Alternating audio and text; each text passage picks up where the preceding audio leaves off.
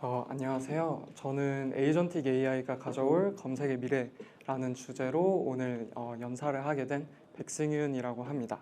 오늘은 특별히 사실 검색은 굉장히 큰 도메인이잖아요. 그래서 그 검색의 모든 큰 도메인을 조금 다루기보다 지금 제가 속해 있는 이커머스 쪽에서 어떻게 검색을 사용하고 있는지에 대해서 얘기를 해보겠습니다. 그래서 어떤 분들을 위한 좀 발표인가요? 라고 물어보시면 챗봇을 지금 개발하고 계신 분들, 아마 에이전틱 AI로 챗봇 정말 많이 개발하고 계실 것 같아요. 그래서 이런 거 개발하고 하신 분들, 그 다음에 에이전틱 AI로 그냥 이제 뭔가 기술적으로 뛰어난 무언가를 넘어서 좀 고객한테 어떻게 실체 가치를 좀 줄 수 있는지, 그런 것들이 궁금하신 분들은 아마 제 발표가 조금이라도 도움이 되지 않을까 싶습니다.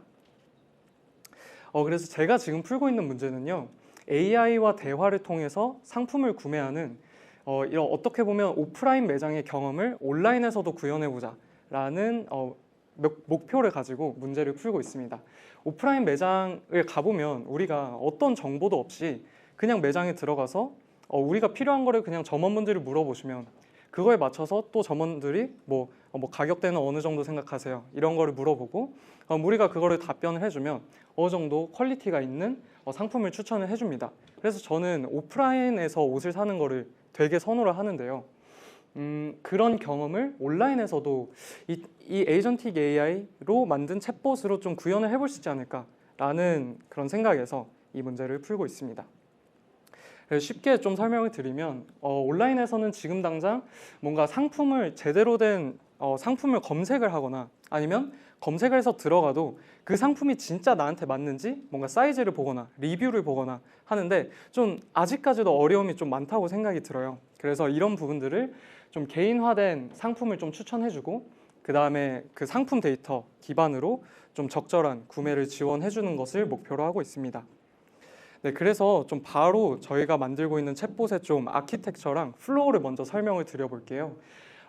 먼저 이 챗봇이 해야 되는 4가지 기능이 대표적으로 있다고 생각을 합니다. 일단 첫 번째로는 유저 프레퍼런스 엘리스테이션이라는 건데요. 이건 뭐냐면 여기 이 유저랑 이 챗봇하고 대화를 좀 따라가 볼게요.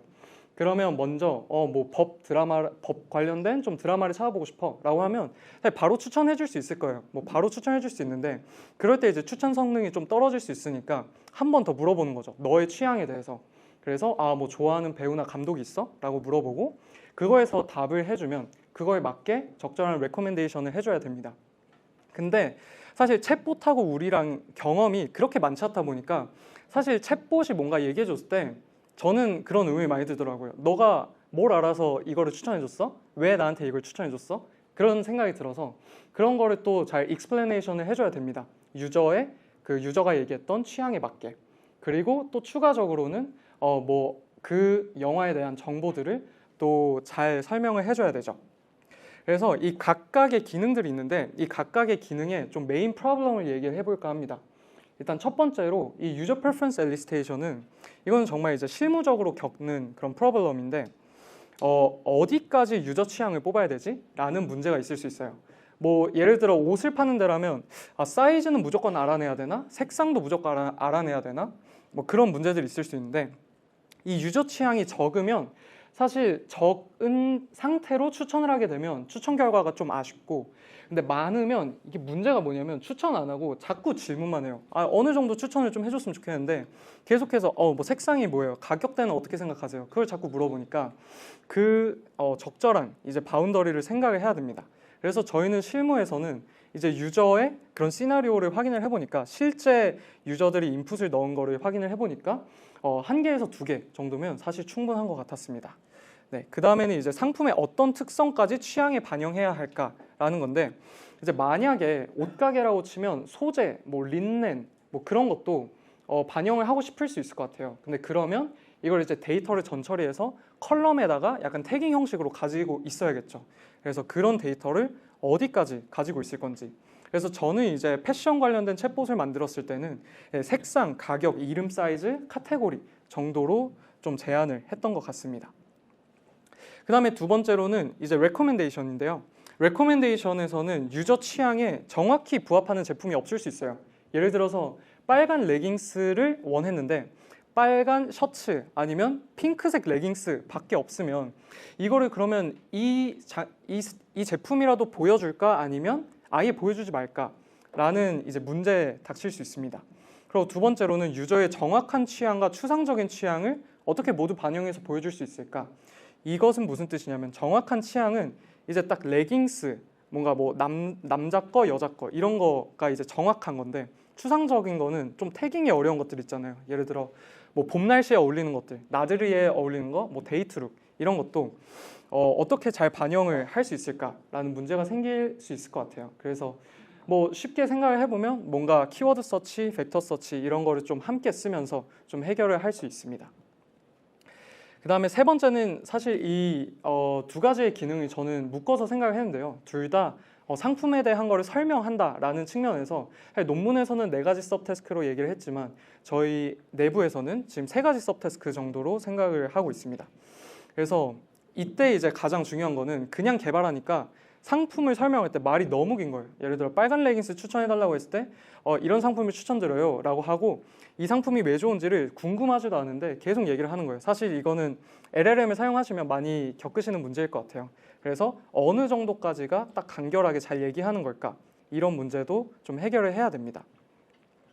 그 다음에 이제 챗봇이 가지는 가장 큰 특징은 뭐냐면 싱글턴이 아니라는 거예요. 이건 무슨 뜻이냐면 유저랑 챗봇이 계속해서 얘기를 해야 되고 챗봇은 그 세션을 계속 파악을 하고 있어야 돼요.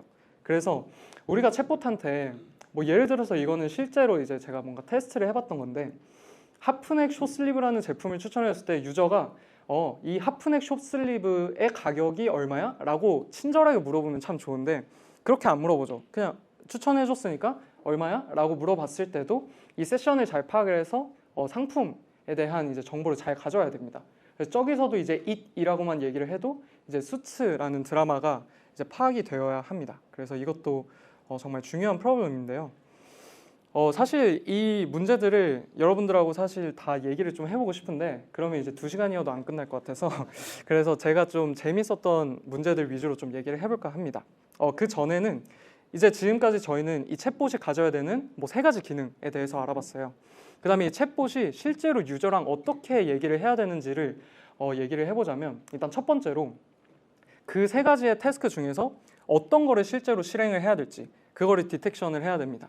그래서 태스크 A, B, C가 있을 때 지금 유저한테 이런 질문이 들어왔네? 그러면 나는 어떤 거를 실행해야 되지? 라는 거죠. 뭐 예를 들어서 뭐 안녕하세요 라고 하면 그때는 얻은 게 없으니까 태스크 A를 실행해서 뭐 어떤 옷을 찾고 계세요? 라고 이제 유저 취향을 끌어내는 질문을 얘기를 하고 그 다음에 뭐 추천을 할 때가 오면 이제 태스크 B를 실행을 하는 것이죠. 네, 이렇게 어떤 서브태스크를 실행할지를 찾았으면 그거를 이제 잘 실행을 하고 그 다음에 실행을 하면 뭐 예를 들어서 레코멘데이션의 서브태스크가 실행이 되면 어떤 상품 리스트가 들어올 거예요. 근데 챗봇은 어쨌든 이 취챗을 해야 되기 때문에 그냥 상품 리스트를 주는 게 아니라 상품 리스트를 가지고 잘 텍스트로 잘 설명을 해줘야 됩니다. 그래서 이런 리스폰스 제너레이션 단계를 한 번 더 거쳐서 좀 친절하게 얘기를 해주는 단계를 가지고 있습니다. 네, 그래서 이제 제가 아까 얘기했듯이 좀 개발 시 어려웠던 문제와 해결 방법에 대해서 조금 더 이거는 실무적으로 깊게 딥하게 한번 얘기를 해볼까 합니다. 일단 첫 번째로 3만 원대 레깅스를 사고 싶어요 라고 하면 이거를 이제 뽑아내는 게 유저 프레퍼런스 엘리스테이션입니다. 그래서 이런 식으로 이제 뽑아내고 이걸 이제 엘라스틱 서치에 매기거나 아니면 텍스트 투 SQL 이라는 기법으로 이제 SQL 문을 만들어서 사용을 하기도 합니다. 근데 만약에 이제 이렇게 얘기를 했어요. 그래서 상품을 추천을 해줬는데 좀 색깔이 별로예요. 더 비싼 상품도 추천해 줄 수 있을까요? 라고 했을 때 유저는 제대로 된 유저 취향을 파악하기 위해서는 이전에 어떤 얘기를 하고 있었는지를 알고 있어야 돼요. 여기서는 이제 예를 들어서 추천한 상품의 색상 그리고 가격을 잘 알고 있어야 되죠. 그러면 이제 쉽게 우리가 풀 수 있는 방법은 저도 이제 첫 번째로 접근은 이렇게 했어요. 그냥 모든 컨텍스트를 프롬프트에 먹여주자 라고 생각을 했는데 이후에도 이 쿼리, 이 유저가 방금 전에 이 날렸던 쿼리를 사용하는 많은 곳에서 이 쿼리 대신에 컨텍스트를 다 넣어주기에는 좀 너무 비효율적이라는 생각이 들었어요. 그래서 애초에 이 유저가 얘기한 이 쿼리를 쿼리 안에 필요한 모든 정보들을 컨텍스트를 통해서 넣어주고 앞으로 쿼리를 사용할 때는 그 짧은 걔만 사용을 하면 더 효율적이겠다라는 생각이 들었습니다. 그래서 여기서 우리는 쿼리 리라이팅이라는 기법을 사용을 하는데요. 사실 이거는 그렇게 그렇게 신박한 기법은 아니에요. 정말 쉽게 말씀드리자면 그냥 컨텍스트를 넣고 이걸로 지금 유저가 얘기했던 거를 정확하게 이 컨텍스트가 다 포함이 되게 얘기를 해줘 라고 할 수 하는 프롬프트 엔지니어링 기법입니다. 그래서 이 쿼리 리라이팅을 사용하면 이제 마지막에 유저가 얘기했던 이 말이 예를 들어서 상품 그 이전에 했던 게 상품 가격이 35,000원, 색깔이 빨간색이었다면 그러면 35,000원 이상 빨간색 레깅스 이런 식으로 딱 쿼리가 깔끔하게 리라이팅이 되고요. 그럼 이후에 엘라스틱 서치를 쓸 때도 굉장히 유용하게 바뀝니다. 그 다음에는 레코멘데이션인데요. 이거는 되게 또 재밌었던 것 중 하나인데 남자 바지 추천해줘라고 해서 이제 베이지색 남자 바지를 딱 추천을 해준 상황입니다. 근데 이때 유저가 베이지색 말고 라고 얘기를 했을 때 네, 그러면 이제 이 챗봇은 베이지색이 아닌 거를 추천을 해줘야 되는데 자꾸 베이지색 바지가 나오는 거예요. 그래서 이게 왜 나오지? 라고 생각이 해서 이제 저희 이제 알고리즘을 뜯어 보니까 추천 방식에 이제 키워드 서치를 사용을 하고 있었습니다. 이 키워드 서치는 뭐냐면 그러니까 유저 쿼리랑 상품 정보랑 얼마나 키워드가 매칭이 되는지를 보는 거예요. 그러니까 뭔가 그 상품의 정보에 베이지색이라는 내용이 들어있었고 지금 유저 쿼리에도 베이지색이 들어있으니까 그러면 이제 플러스 1점, 플러스 2점 이런 식으로 되는 거죠. 근데 사실 우리는 그걸 바라진 않았죠. 베이지색 말고였는데. 그래서 이거를 어떻게 반영할 수 있을까라는 생각이 좀 들었어요. 근데 이거는 쿼리 리라이팅으로도 사라지지 않더라고요. 왜냐하면 베이지색 아니라고 얘기를 하려면 베이지색이 텍스트에 포함이 되어야 되기 때문에. 그래서 이제 저희는 이전까지는 그냥 유저 선호도, 유저가 좋아하는 것만 좀 특징을 추출했다면 네거티브 프리퍼런스까지 좀 추출을 했습니다. 그래서 포지티브 따로, 네거티브 따로 해서 키워드 서치를 할 때도 네거티브면 더 마이너스를 주고 네, 그런 식으로 이제 부정어를 좀 반영을 했었습니다. 그 다음에는 이제 조금 더 잘 추천하기 위해서 LLM 리랭크라는 방식을 사용했는데요. 사실 추천 시스템을 개발해 보신 분들이라면 아마 리트리버하고 리랭크하는 그 방식을 알고 계실 겁니다. 그래서 이 LLM 리랭크는 마지막으로 이제 추천할 상품 후보군을 프롬프트에 먹여서 진짜 이 쿼리가 이 쿼리에 맞는 상품인지를 한 번 더 체크를 해주는 거죠. 그래서 이렇게 체크를 했을 때 네, 그러면 이제 더 적절한 상품이 리턴이 되는 거를 확인할 수 있었습니다. 그 다음에 세 번째로는 이제 그 LLM 플로우에서 첫 번째 단계에 담당했던 서브태스크 디텍션에 대한 내용인데요.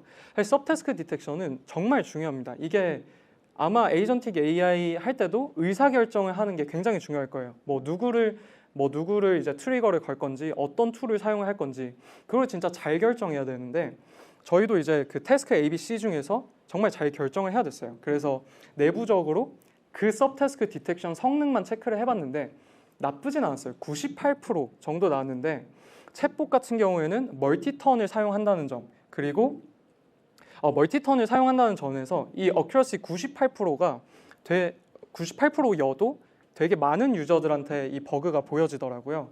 그래서 잘하긴 하는데 이 서브태스크 디텍션 정도는 이거는 100%를 담당을 해야 이 유저 경험이 해치지 않겠다. 100%로 만들 수 있을까라는 생각에 좀 열심히 프롬프팅도 해보고 아예 LLM 프롬프트 엔지니어링 말고 코버트 기반으로 약간 모델을 학습해 보려고 했는데 100%는 진짜 어렵더라고요. 그래서 이 문제를 어떻게 해결을 했냐면 해결을 안 하는 걸로 해결을 했습니다. 이게 무슨 뜻이냐면 LLM을 쓰지 말자고 했어요. 그러니까 LLM한테 원래는 서브태스크 디텍션을 맡기려고 했는데 굳이 그렇게 해야 되나? 유저 같은 경우에 유저가 상품을 추천받고 싶은지 정보를 얻고 싶은지 충분히 채팅 위젯으로 한 번씩은 클릭을 할 수 있다고 생각이 들었어요. 그래서 실제로 그렇게 위젯을 만들어서 베타 테스트를 했을 때도 훨씬 더 내부에서 테스트를 했을 때도 훨씬 더 만족도가 높았고요. 그래서 이렇게 문제를 해결을 하는 경험을 하다 보니까 LLM이 워낙 사실 뛰어나서 이걸로 다 해보고 싶다라는 생각으로 접근을 했지만 모든 문제를 LLM으로 해결하지 않아도 되겠다라는 생각이 좀 들었어요. 네, 이 정도 얘기를 좀 해보고, 그 다음에는 좀 에이전틱 AI로 서비스를 개발할 때 좀 가장 큰 문제가 뭐가 있을까, 조금 더 큰 범위에서 한번 얘기를 해보고 싶었습니다. 첫 번째로는 모델 어토노미인 것 같아요. 이거는 이제 자율주행 자동차의 그 자율주행 단계를 얘기를 하는데요. 보면 첫 번째는 그냥 운전자가 하는 거, 그 다음에 이거는 이제 자율주행 그 차가 다 하는 거. 그래서 지금 어느 단계까지 와 있는지를 보고 우리는 그거에 맞춰서 기능을 개발을 합니다. 사실 이 에이전틱 AI도 동일한 작용이 필요하다고 생각이 들어요. 그래서 오픈 AI에서 실제로 이런 프레임워크를 만들었어요. 지금 모델이 어토노미가 어느 정도까지 왔는지, 그래서 그 레벨을 이제 로우에서 크리티컬로 나눴는데, 로우는 이제 딱 명시적인 지시받은 것만 행동할 수 있고, 그다음에 크리티컬은 우리가 진짜 인풋 한 번 넣어줘도 뭔가 필요하면 모델이 막 자가 복제를 하면서, 사실 무슨 뜻인지 모르겠어요. 근데 자가적으로 뭐 생존하고 복제를 해서 이제 하는 거를 위험 수준으로 나눠놨더라고요. 그래서 보면 오픈 AI에서 O1 같은 경우에는 모델 오토노미가 로우였는데, 이제 최근에 나온 딥 리서치는 이제 미디엄으로 옮겨졌어요. 그래서 우리가 항상 이런 거를 잘 트래킹을 하면서, 아니면 우리 시스템의 오토노미는 어느 정도지? 우리 애는 지금 어디까지 맡길 수 있는 거지? 그런 거를 좀 잘 체크를 해봐야겠다는 생각을, 저도 이 서브태스크 디텍션 관련된 문제를 직면하면서 좀 봤던 것 같습니다. 그 다음에는 사실 기술도 기술인데, 사실 그 기술을 사용하는 고객의 뭐 수준 아니면 고객의 레벨도 정말 중요하다는 생각이 들었어요. 우리가 아무리 잘 챗봇을 만들어도 그 챗봇이 잘 익숙하지 않고 어떻게 쓸 줄 모른다면, 사실 그게 지금 당장 쇼핑 챗봇을 개발하는 게 큰 의미가 없을 수도 있거든요. 그래서 챗GPT가 처음 나왔을 때를 좀 생각을 해보면, 챗GPT 처음 나왔을 때는 좀 이거 어떻게 잘 써야 하는 거지? 이런 걸 잘 몰라서 우리 막 프롬프트 엔지니어링 뭐 팁들 같은 것도 많이 찾아보고, 그 다음에 이거를 얘가 뭘 할 수 있지? 언제 쓸 수 있지? 이거에 대해서도 좀 질문들이 어려웠을 것 같아요. 근데 이제 되게 꽤 많은 시간이 지났죠? 꽤 많은 시간이 지나고 우리는 이제 좀 각자만의 프롬프팅 노하우가 생겼을 거라고 생각해요. 그래서 챗GPT를 쓰는데 전혀 거리낌이 없고, 그 다음에 챗GPT만 쓰는 게 아니라 이때는 펄플렉시티가 좋아, 뭐 이때는 그러기 좋더라, 뭐 클로드가 좋더라, 이런 식으로 되게 자유롭게 좀 쓰게 됐어요. 그러니까 수요자의 레벨이 그만큼 올라가면서 저는 더욱더 이 에이전틱 AI 아니면 LLM 서비스 관련된 게 더 많아지고 있다고 생각이 듭니다. 그래서 쇼핑 챗봇을 만드는 저 같은 경우에도 지금 유저들의 그 챗봇에 대한 경험이 사실 많이 좋다고 생각하진 않아요. 우리도 사실 저도 그렇게 생각해요. 저도 비행기 예매할 때 챗봇을 막 써봤지만 되게 혼자 아무 말 대잔치도 많이 하고 그러죠. 그래서 이 쇼핑 챗봇이 정말 잘 되려면 이 기술적인 게 어느 정도 잘 뒷받침이 되는 환경에서 고객들이 AI를 활용한 쇼핑 경험이 일단 긍정적인 쇼핑 경험이 많아져야 될 거고, 그 다음에 챗봇 경험 자체가 좀 긍정적으로 바뀌어야 될 것 같아요. 마지막으로 이제 뭔가 논문 하나를 가져왔는데, Agents are not enough라는 논문에서 이렇게 얘기를 해요. 그 에이전트 기반으로 우리가 뭔가 좀 더 인터랙션을 하고 싶으면 그걸 할 수 있는 사회적인 이제 수용이 필요하다. 그러니까 어떻게 보면 이거는 또 이제 시간이 되게 오래 걸릴 수 있다라고 얘기를 하는데, 되게 공감을 많이 할 수 있었던 부분인 것 같습니다. 네, 그래서 오늘 좀 이 주제로 얘기를 했는데, 사실 그래서 제가 지금 미래에 대해서 어떤 얘기를 했나라고 하면 사실 저도 잘 모르겠어요. 근데 이제 제가 이 생각하는 이 검색의 미래를 간단하게 요약을 하자면, 여러분들이 머릿속에 가지고 있는 딱 좋은 검색들 있잖아요. 뭐 챗봇으로 하는 검색, 그 다음에 네, 그런 챗봇으로 쉽게 검색하고 막 결제까지 끝까지 되고, 아마 그런 쪽으로 미래가 갈 텐데, 그 미래가 빨리 오려면 아마 기술도 중요하지만 더욱더 고객들이 그거에 많이 익숙해져야 된다고 생각이 들었어요. 그래서 그런 챗봇을 좀 많이 사용을 하고 AI로 이제 쇼핑하는 경험이 점점 늘어나고, 그러다 보면 아마 검색의 미래가, 제가 얘기했던 검색의 미래가 빨리 오지 않을까 싶습니다. 네, 이상으로 발표 마치겠습니다. 감사합니다.